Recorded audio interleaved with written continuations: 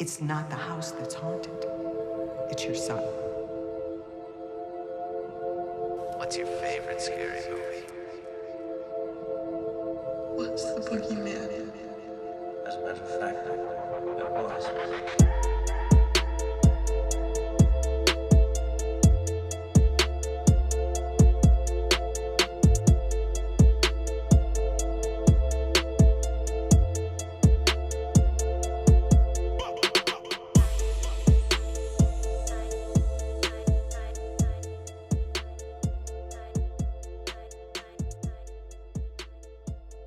What is up, my spooky fans? We're back with episode 45 of Slashers in Sync, a very special episode on this podcast. So make sure you're following us for more special episodes to come through. And we are joined by an incredible guest. We've been fans of hers for a minute now. We've seen her at different horror conventions. You've probably seen her at different horror conventions, meetups. She's made a name for herself in the horror community. And yeah, it's just a treat to have her here. And I mean, speaking of treats, hello, Shani from Creepy Sweets. How are you? Good. How are you guys? Pretty good.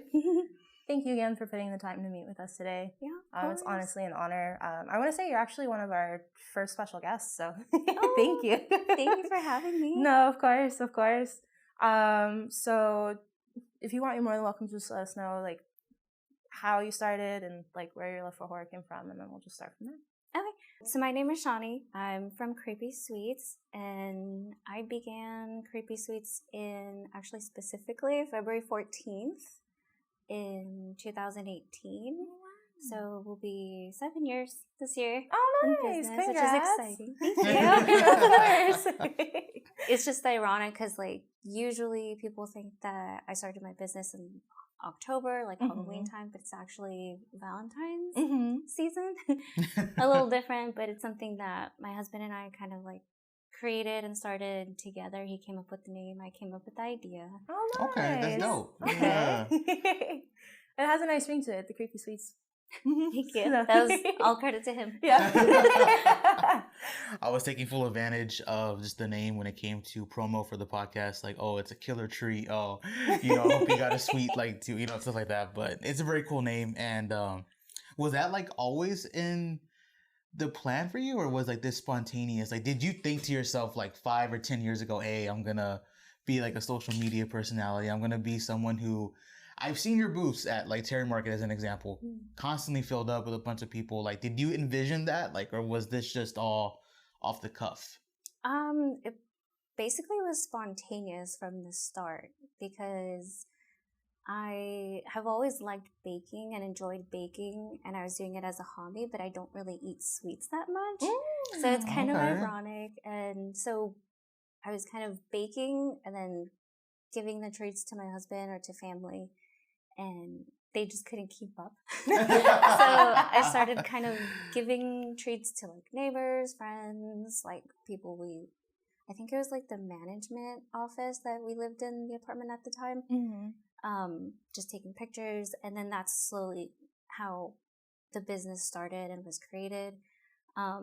Seeing like the booth at events and just the popularity that the brand Creepy Sweets has brought in is kind of like surreal sometimes. Yeah. Because I never really imagined things to like pick up that much or to gain that much attention or traction. So I'm just really grateful. Yeah.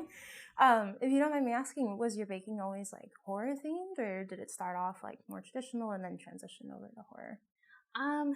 It started horror themed. There were a couple times that I did try to do something traditional. For an example, I was contacted about a month after starting my business by a local gym in the city of Corona, and they wanted me to vend. So I'd like set up my booth and everything, but I didn't really know what the details of like, or like how to even vend. It was like my first event. So I was super nervous. We were both trying to get started, set everything up. So I made mini cupcakes, just like flavor wise and just kind of like traditionally decorated. But then my brand Creepy Sweets, like in the logo and the banner in the front of my booth. And I had people asking like, what's creepy about it? And that's when I realized if my name is Creepy Sweets, I should be making and advertising creepy related treats instead of traditional. Yeah. So that was kind of like the light bulb in my head where I was like, okay, I should just stick to what like naturally, instinctually I should be making.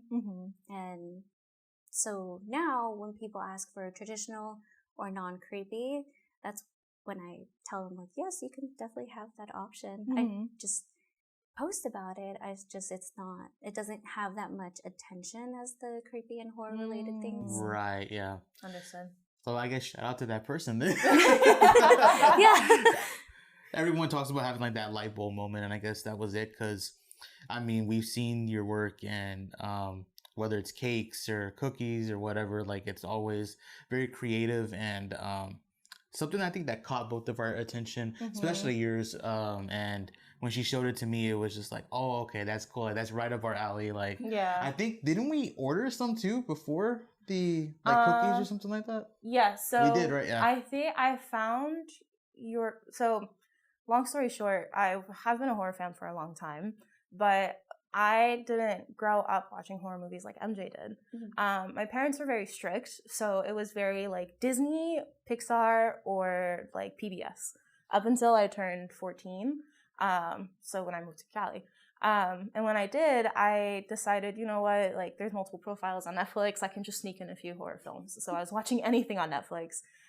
Once I started dating him, though, he was showing me more of the classics, the 70s, the 80s, the 90s, while I was getting more of like the dingy 2000s, 2010s films.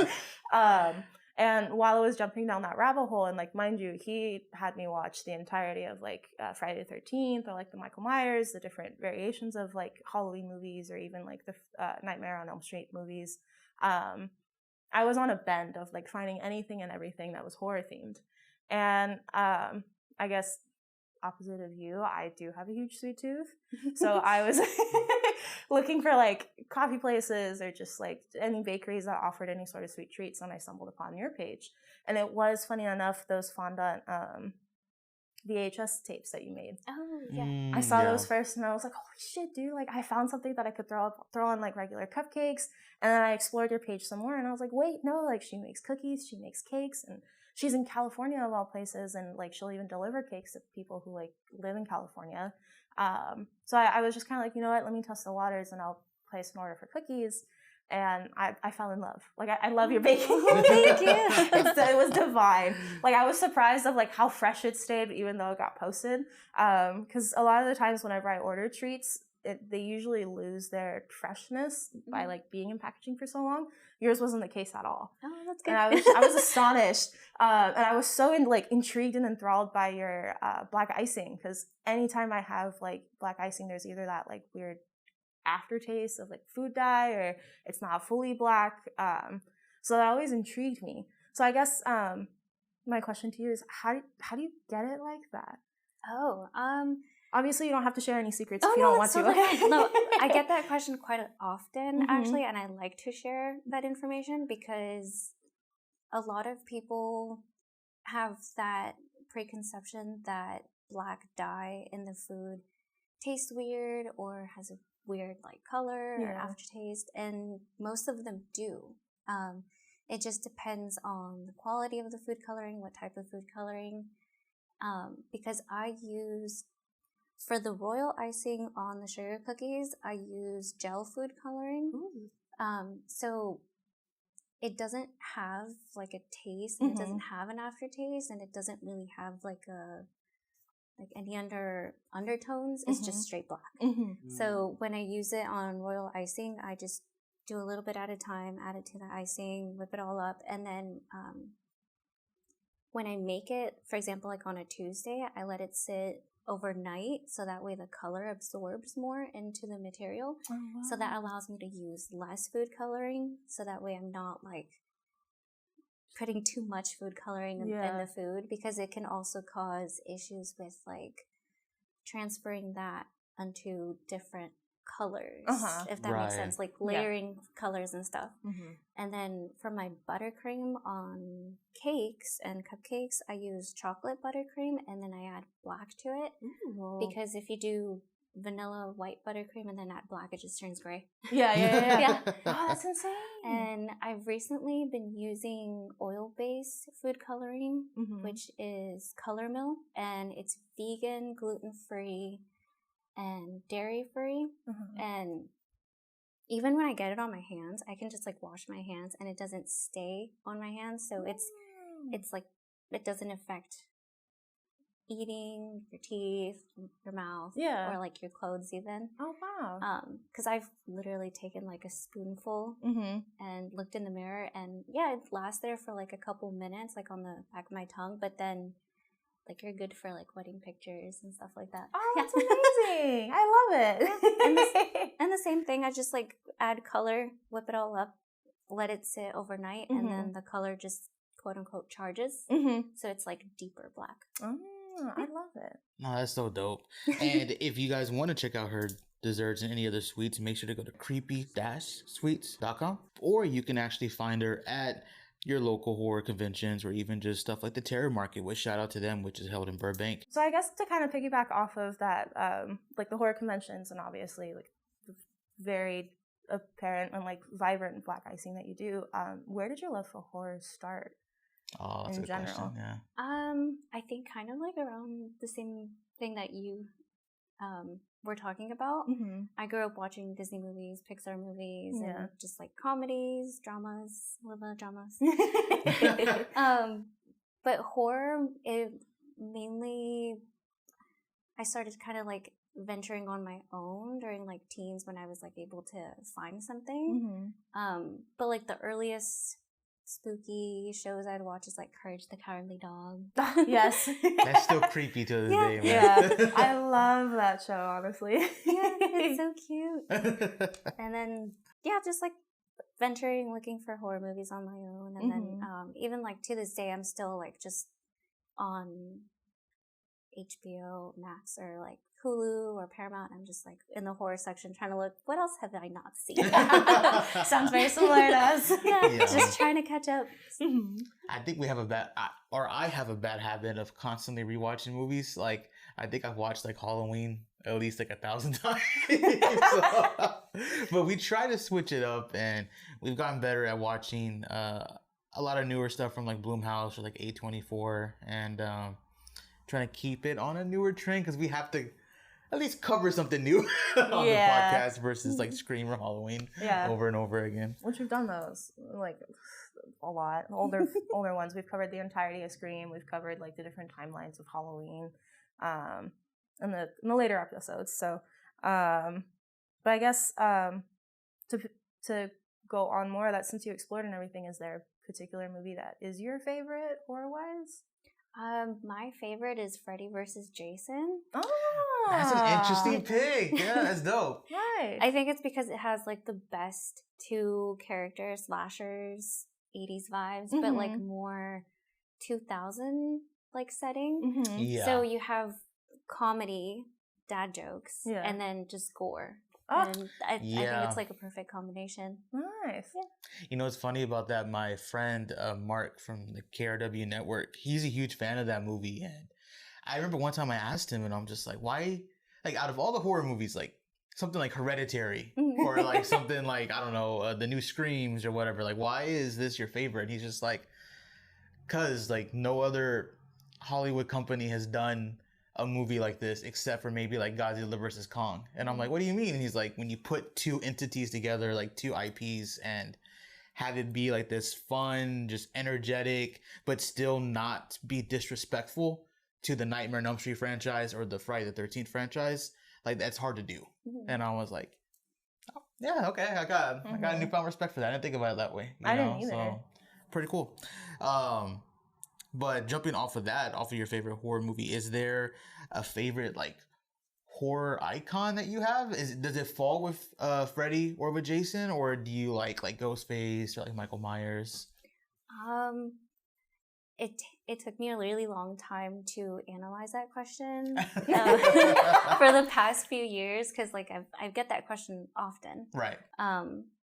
What I've come to terms is I have a favorite character for every era. Mm-hmm. So, Oh, that's a cool way to put it. Yeah, that is actually. so for Universal Monsters, my favorite is Creature from the Black Lagoon. Mm-hmm. Okay.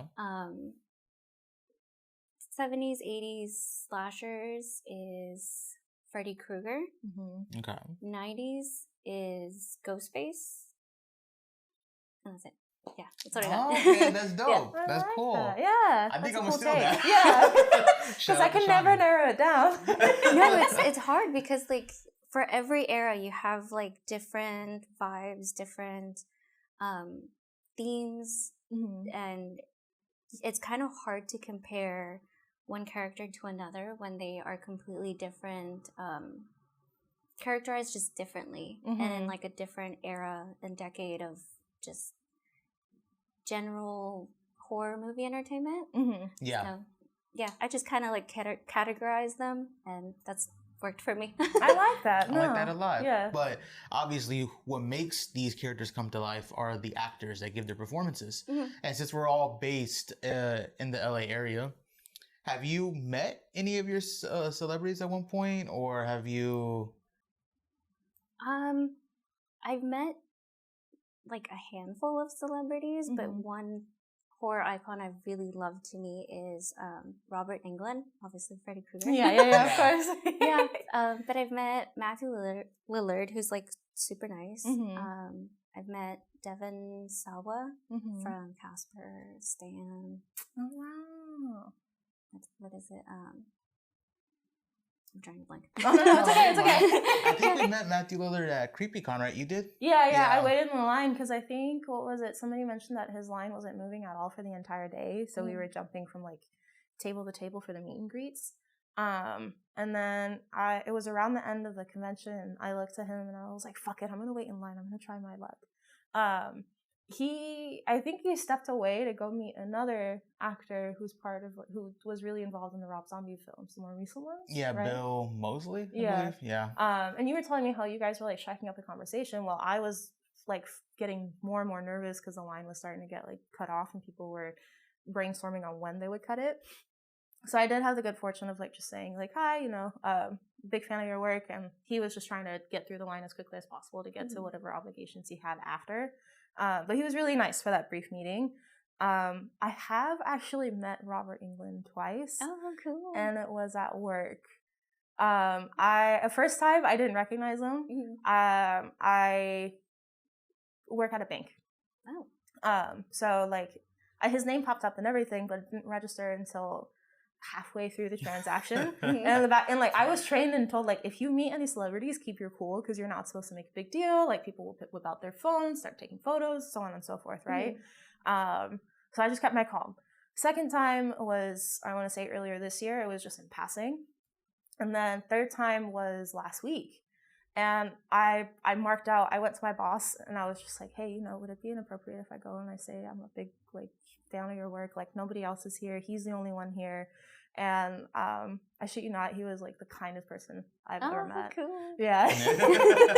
He did take the time to promote his show Curses, which apparently is like a children's show, but it does play on the idea of like curses and ancient artifacts and how we need to return them back to their original countries. So this way, like these countries can have a resource for their culture and where their culture came from, which I thought was pretty cool. But people say like when you're walking down in the city, like you can find them just sitting in the cafe or at a restaurant, just casually striking up conversation with people. So it was One really of the good cool. ones. Yeah, to see him in a day-by-day setting because like no guards, just casually walking about near the beach. That's cool. Yeah.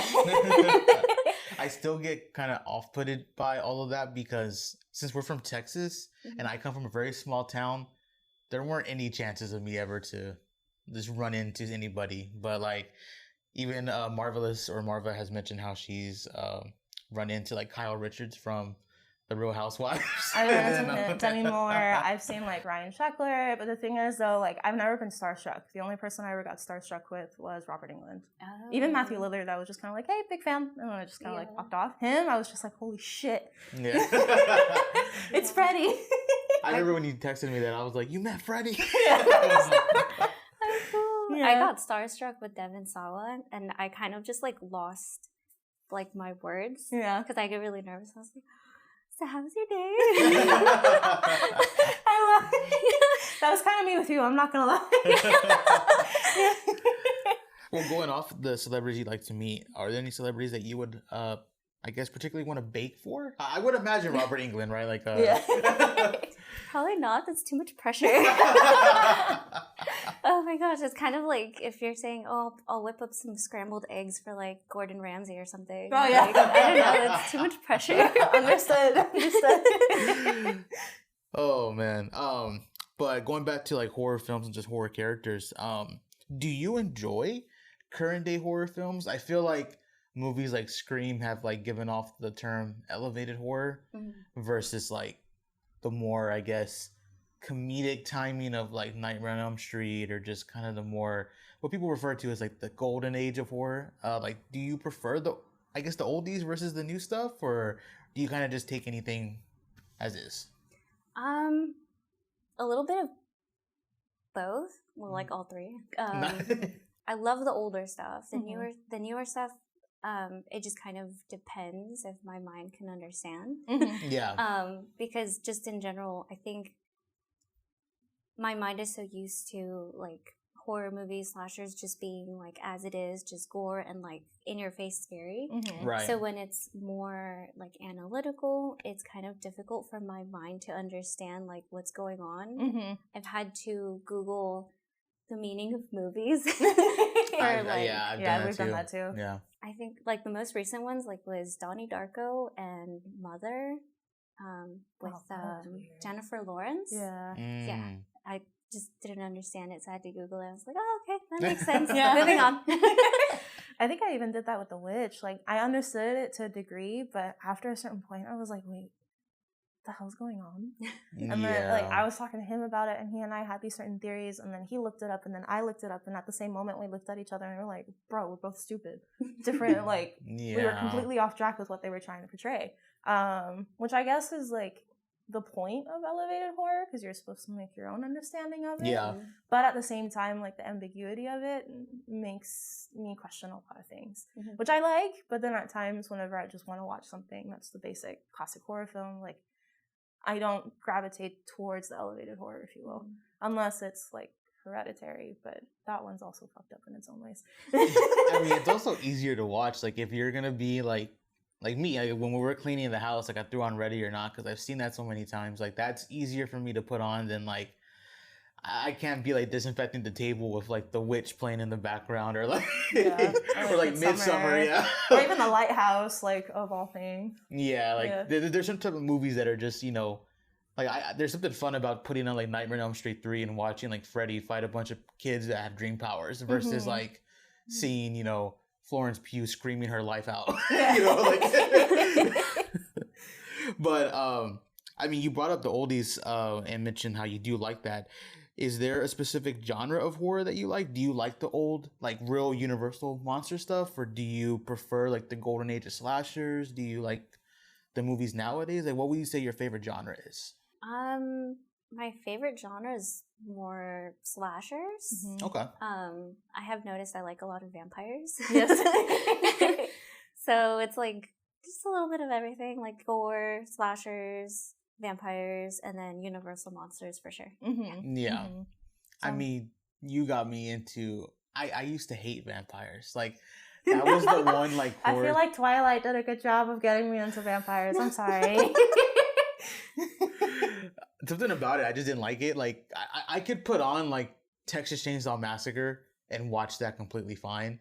You were watching The Lost Boys fine. That's a vampire movie.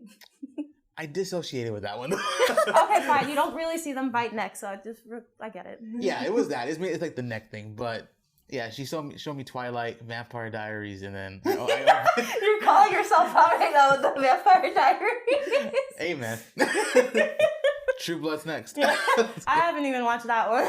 No, but no, I got into it. So I respect the vampire genre now. Yeah. But So then you've seen Nosferatu? Yes. Yeah. We still haven't seen it, unfortunately, but how did you like it? Yeah.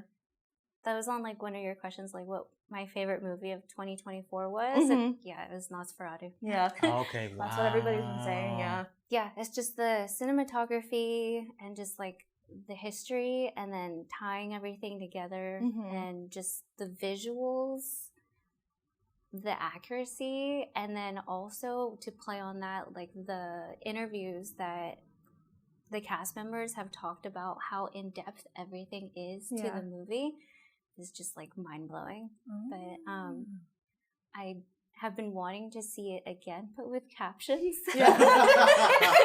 Understood. Yeah. Because I can hear, but like my mind can't understand. And so Mhm. I'm like, I'll wait for subtitles. Yeah. please. I need them now. I know. Have y'all seen that TikTok video of like it'll be like some guy just like baking or just like wiping something down, and he's listening to the movie and watching it. As soon as he turns away, like it just turns to gibberish. Yeah. And he has to turn back. I can't hear without my subtitles, guys. No. It's very true. That's how I am now. We haven't seen it, but obviously I don't really care for spoilers personally. I don't know if you do. Would you say that you would need to watch the original Nosferatu first before watching that one, or I don't think so. no? No. Like Okay. it doesn't. It like works off of the storyline of the 1922 Nosferatu, but it's not like a sequel. Mm-hmm. It is a remake, but it's you don't need the first one. Yeah, Got it. Okay. Yeah, Okay. that's all I need to say. Perfect. Thank you. Because I was kind of freaking out whenever it first came out. I was like, okay, well, I want to see the original work. I want to see the original take before we go see the new one, which I think is one of the reasons why we still haven't seen it. Yeah. But hearing that brings me a bunch of solace, and if anything, we might actually go watch it tonight. Yeah, probably just get out there and go see it. Yeah. Okay. I was not paid. Yeah. Got it. Besides Nosferatu, was there anything else that caught your attention in 2024? Because I'm genuinely curious. Marva and I watched, I think, pretty much like 90% of horror movies that came out in 2023, both like on streaming and at the theaters. But we didn't really watch as much as we wanted to last year. No. And I think the one for me that caught my attention the most was Alien Romulus. Yes. Oh. But I wanted to get your thoughts like on movies like Longlegs as an example, where people said it was the scariest movie of all time, you know, the promo and all that. Like, did you agree with that or did you not watch it? I haven't seen Longlegs. I do have like I've been trying to do a list of like movies. I just started barely last year. So I've been kind of checking things off as they go streaming. No, I feel that. I haven't seen Longlegs. The one that does stand out is like Lisa Frankenstein, Oh, that was good. Terrifier 3, and then Nosferatu, or just kind of like what stands out. And then Beetlejuice. Yeah. But kind of like as, you know, the year goes on, you're kind of like trying to think back what impacts you Right. the most. But for me personally, I haven't been impacted as much as Nosferatu. Got it. Actually, she brings up an actual fun question. So this is going to be impromptu. You mentioned Terrifier. What is your opinion? Because this was a pretty big talking point last year when Terrifier 3 came out, was just Art the Clown himself. Like, people don't like that they're putting him like in collages with like Michael and Ghostface. Like, people are like, nah, don't disrespect them. Like, keep Art out of here. But people look at him as like, you know, that is a horror icon. Like, we're watching that in the making. Like, 20 years from now, we're gonna look back at him as like, that was our horror icon of like the 2020s. Like, what do you think about that? No, he's definitely a horror icon. Yeah. Yeah. I get tons of orders and requests for Art the Clown. I think even for my last sale that I just had for Valentine's Day, it was mostly Art the Clown compared to Ghostface. Oh, wow. He beat out Ghostface. Yeah. Interesting. I mean, it makes sense too, because he's up and coming. Like, look at his most recent film, how much money it made. I mean, they already alluded to a 4 before 3 even hit theaters. Before the premiere of 3 too. Like, what was it? I think I've never watched like the YouTube movie that was released, like the short film or All Hallows Eve. I just kind of got thrown into the story with the first Terrifier movie. And I fell in love. Funny enough and ironically enough, I actually am petrified of clowns. But Art the Clown helped like bring that down. However, MJ and I recently watched the movie Clown, and it kind of like dug me back into a hole of my fear. no. Sorry yeah. about that. Yeah. But because he, like, throughout the movie, he was just like, okay, you're really going to understand the lore behind clowns. And then it's probably going to, like, really register why you don't like clowns in general. And by the end of it, I was not as shook as I was the first time watching it. Because before I would have a coping mechanism of looking at the corner of the screen, not fully at the screen. Oh, so the okay. clown isn't making full eye contact with me.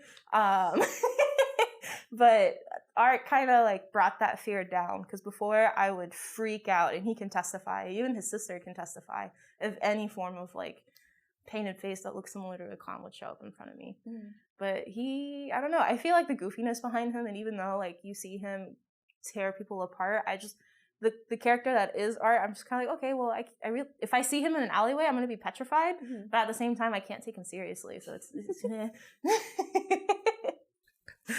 No, but That's a roller coaster. Yeah, definitely. I think he's the least person I want to meet in an alley, to be Oh, honest. definitely. Yeah. Like, out of what, Freddy, Jason, Michael, or like even Pennywise and Art, I would choose probably Michael or Pennywise over Art, like 100%. Yeah. Yeah. You're just like, okay, I'm dead. Because at there's least no like hope. at No least, hope. Exactly. at least with Jason, it's like a one-hit kill. Like, Yeah. just, he's so strong. Same with Michael, but like with Art, like I saw that bedroom scene. Like I don't want to be just like, all right, are you gonna keep going, bro? Like Yeah. I'm missing arms here. Yeah. Like what's going on? But going off of, I guess, Terrifier 3, is there any horror film that you're excited to see in the near future? Black Phone 2, Terrifier 4. Wolfman. I'm not sure yet. Yeah. Kind of just take things as they go along. Mhm. I'm not really sure. I know they're doing like a remake of Frankenstein. I think Bride of Frankenstein. Yes. But I don't judge until I until I watch the movie. So, Yeah. because I mean, like, you can judge any day of like remakes, and I do too. But you don't know how well it's done until you see the movie and make your own judgment. Yeah. So I have no clue. I don't know. Fair point. I think mine is Black Phone 2, personally, because I loved Black Phone in and of itself. Like, I felt creeped out the entire time. I was on the edge of my seat. The jump scares didn't really get me, but more of the psychological part of the movie definitely like hit a chord. Yeah. And you and I don't watch that movie a lot, but it's a movie that I will constantly like give its respects when respect is due. Yeah. That one and Smile, I think, is one of the more recent movies that definitely freaked me out. I don't know if you've watched that. Yeah, I saw the first one and the second one. For me, it wasn't my preference. Yeah. But Black Phone was creepy. Yeah.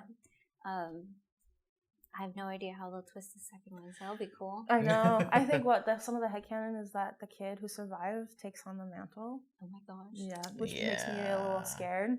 But at the same time, I would love for it to be similar to like Thanksgiving 2, where the original antagonist somehow comes back. Sorry, spoiler. I think mine is Terrifier 4. I don't know, I just like the chaos that happens when there's a new Terrifier trailer. Like, just don't go watch that. You're, messing with our kids' brains. Yeah. All this gore, and I'm just like... I walked out after 5 minutes of watching the movie. Yeah. That sort of like review, I guess. People are vomiting. Yeah.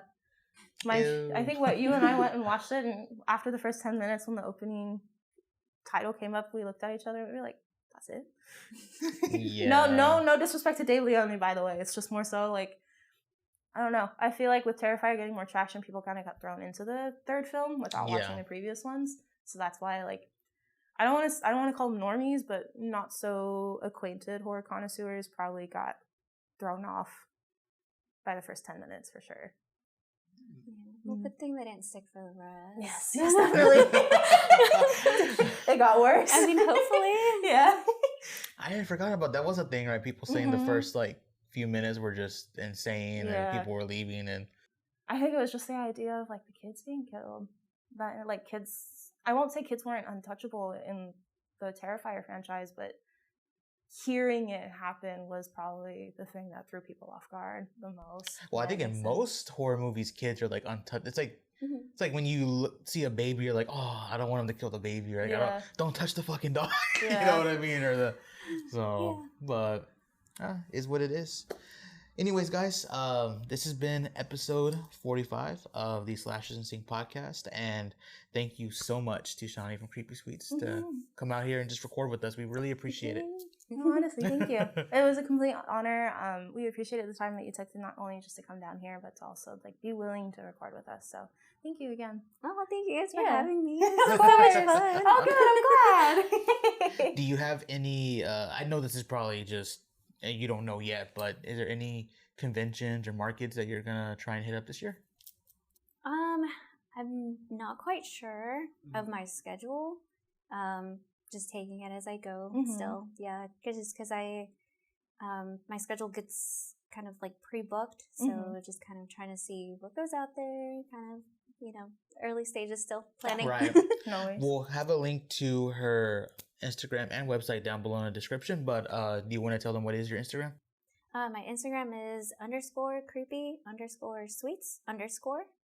And my website is creepy-sweets.com. All right, guys, make sure to check her out and just buy everything. Please. Yeah.